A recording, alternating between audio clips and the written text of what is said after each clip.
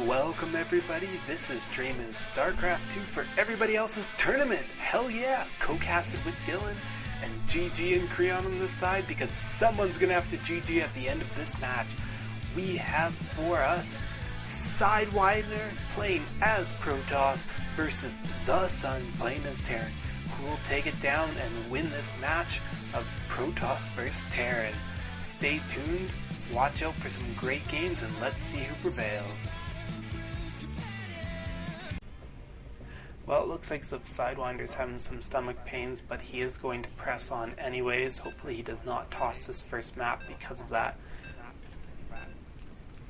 Toss, haha, he's Protoss. Oh, I didn't even try and do that. Anyways, the countdown has finished. The map is loading. We are going on to Metalopolis MLG map, but apparently all of the changes they claimed would be in this map are not in this map. But we should be seeing the spawn locations enforced on this map, which means these players will not be able to spawn in close position by ground. Yeah, let's hope Protoss doesn't toss the game.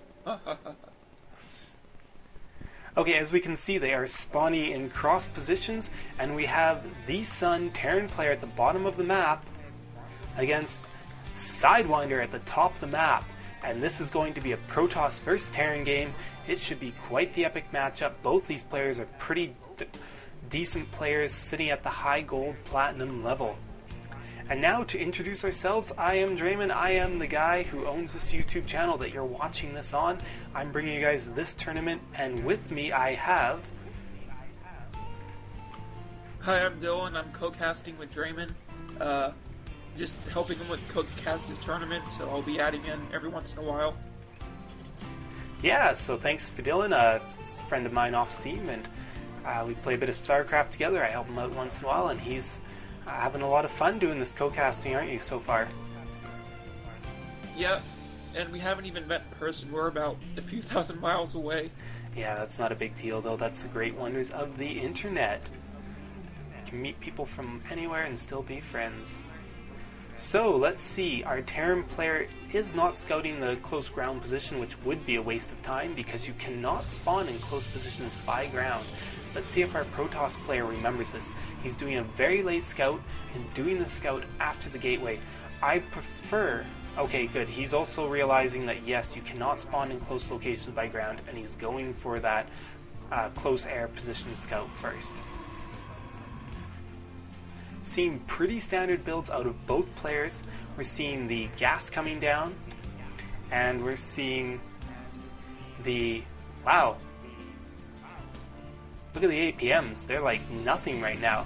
Both players just conserving all of their might with APM for later. They're saying, nope, beginning of the game, I'm just going to relax, take it easy. And then once... Oh, there we go. Look at that. Spiking up. TheSun is bringing on the APM herd, and now, oh my god, both players having an epic APM battle. Anyways, I'm done having fun with that overlay. Let's move on. The scout, the probe running out of the base. I wish he would have stayed in there a lot longer and tried to get a little more scouting information, but he chose to run away early. This SCV finally getting contested as a scout. Of course, Cybernetics core coming down. Right now, we cannot tell you what build this is. It's way too early to tell. We see another pylon coming down. Everything is looking extremely standard other than the bunker coming out from the sun. And what do you think about that bunker, Dylan?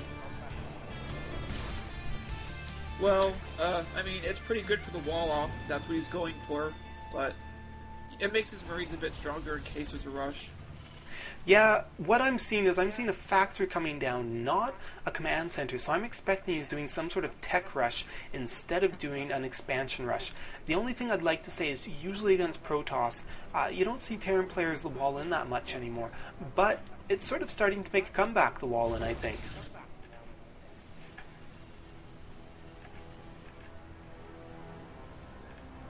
I just think it would be so awesome if they unnerfed the Reaper and brought it back so its previous state. You weren't playing at the high levels, obviously, with that, because basically Terrans were winning 95% of the games when the Reaper had not been nerfed.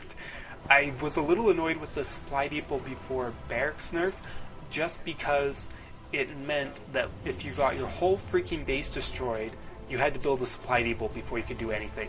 And when I'm playing Phantom mode, that used to piss me off completely, but now I understand it's really good at preventing stupid proxy gate rushes. And we do see an expansion coming down for Sidewinder. This is a very, very aggressive 1 gate fast expand, 5 minutes and 30 mark. So he's actually getting out this expansion a bit later than the usual timing. So he's making a little bit of a push here, and had TheSun not been going for a heavy tech play, he could easily punish Sidewinder right now. What do you think about this turn of events, a fast expand versus fast tech? Well, the fast expand will have a lot more economy going for him right now, but the fast tech, he'll be able to bring out the heavy hitting units, which should match up with his economy. Yeah, he has to be careful though, because if he lets the Protoss player get too much tech too early on, oh my god, Sidewinder, not a good choice trying to go up against that bunker. He does force the pull of the probes, and if you do look at the income tab, you can see our Terran player, TheSun, is slipping in his macro ever so slightly. So definitely he's going to be losing this macro war if he doesn't do something spectacular or just turtle up really hardcore. Second bunker going down, I think this was a huge overreaction. Oh, and if Sidewinder had moved the Stalkers in more and just went for the SCVs, he could have gotten some workers killed. Yeah. Still, though, he could not have gotten... I think that was still a tight wall in at the time, but either way, very big mistake losing those early game Stalkers, but his economy is much better. But we can see a beautiful scan was laid down by TheSun, seeing everything except for the expansion. So that's definitely a bad thing, though, if he does not realize. But so many of the probes were pulled from the mineral line that he might have been able to catch that and understand that there's an expansion, because wow, there's a lot of probes that were pulled in that transfer. And we see some siege tanks coming out. Probably we're going to be seeing Marine siege tank play with some Banshee harass, or maybe some Banshees. That's what I'm expecting currently. But Yep, there's the Banshee. Yeah, the Banshee's out. Is there a Banshee on the field already? Yes, there actually is. Cloak is not being researched, though. By the tower. Yep, and we do see a Raven coming next. Interesting.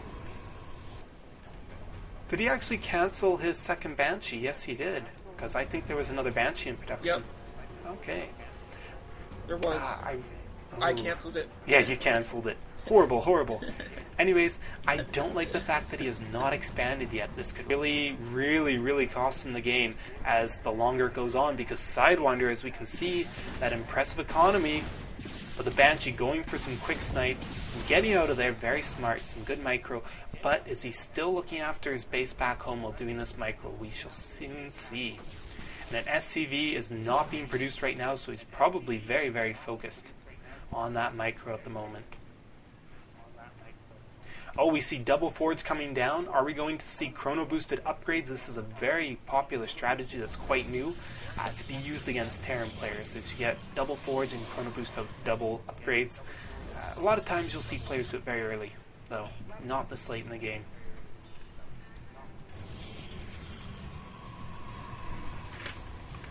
And Sidewinder seems to be bringing on the pain. I'm definitely going to say that based on the entries that I received from these players, Sidewinder was definitely one of the better players. I'm expecting him to be definitely a little favored in this tournament, as well as we have not seen White Rod play yet, but I think he'll be at quite a high level.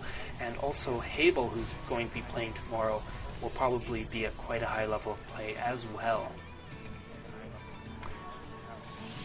And yeah, we do see the double forge upgrades. Do you think that this means he may can attack once those finish, or do you think he's just going to go for 2 and 2 as we don't see a Twilight Council yet? I think he'll go for 2 and 2 so he can have time to build up his army size. Well, he definitely has a macro advantage. The Terran player is definitely letting this slip away by not expanding. We're already at the 11 minute and 30 mark, and he is still not expanded.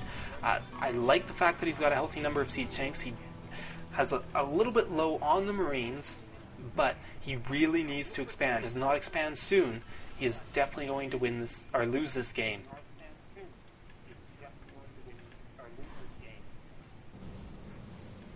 Yeah, if we just look at those supply counts and the army counts, Those numbers will tell a lot. The army is pretty much equal in terms of cost, but supply is definitely favoring the Protoss player by having that second base and that extra mineral saturation.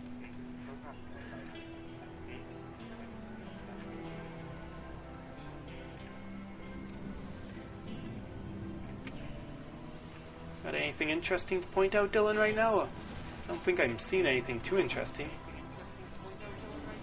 Well, TheSun kind of walled himself in. Oh, there we go. He salvaged his crazy. He's moving his... Oh, no. Do not... He's building his command center right in his base. That should be going square down at that expansion right now. There's no need to put in your main. That's just going to lose you mining time. And oh my god, we're seeing a third expansion coming out from Sidewinder. This game is just going to be completely lopsided. And we do see Void Rays. No, I don't think it matters. Our Terran player is just falling way too far behind without that second base up. There is a chance if he can force the cancel or destroy this third Nexus, or just use the siege tanks extremely well. Yes, there is a chance, but it'll all come down to placement, positioning, how well the... No, that's not a big deal yet though, but this engagement is going to be a big deal. And let's see what happens. He's getting good position. Very nice job sieging up outside of the army. Oh, beautiful, but those charge lots are very, very powerful. Oh my god, they're doing so much damage. They really need to be focusing down those siege tanks. And there we go. I think we're going to be seeing a GG within a few minutes as those siege tanks just got obliterated. Even though the positioning was good, he did not have enough forces to deal with that. And Stim was not finished. He had no medevacs to heal that army. So absolutely engaging at the wrong time and not doing enough damage. He's now really far behind. Although, yeah, that expansion is flying down there. Workers are transferring a little bit too early because now they're going to do one trip of long distance mining. But interestingly enough, he does have a very healthy harvester count now. But the problem is, if we look at the overall supply, 130 to 165, our Terran Protoss player right now could just push out and win the game, just build a couple more units. But I'm going to play it safe and get further ahead. We still haven't seen much use of this Warp Prism though on the left side. I'm pretty surprised. I noted that coming in earlier. I saw that, but I have not seen him use it, and there we go. He selected it for a second, but no harassment being done yet with that Warp Prism. No, he did temporarily select it, and maybe he forgot it's not on a hotkey either. Oh, interesting. He does not hotkey his army. What a baller. Neither players.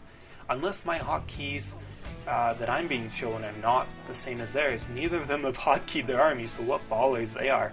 I definitely suggest hotkeying your armor though. Yeah, yeah. No, that's definitely... Yeah, I know there's a couple pros who don't, but the majority, 99% of pros do hotkey their army. But the one thing you want to realize is when you have a diverse army, you always want to have multiple hotkeys, especially Protoss. You want to be able to draw back units to make sure they're not going to be too far forward in the fight, or just be able to micro them. And the Warp Prism has moved. It's been loaded up with 4 Zealots, and I think we're going to see the Warp Prism come in as the army pushes the front. There's not enough units here to defend. I don't know if that was going to become a planetary fortress, but its days are numbered. Look, this battle is completely one-sided, and any second now we should be seeing the GG thrown out.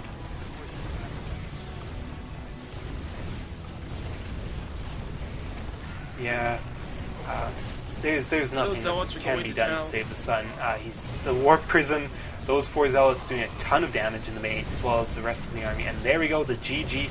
Sidewinder takes game number 1, and he'll be picking the map as we go on to game number 2.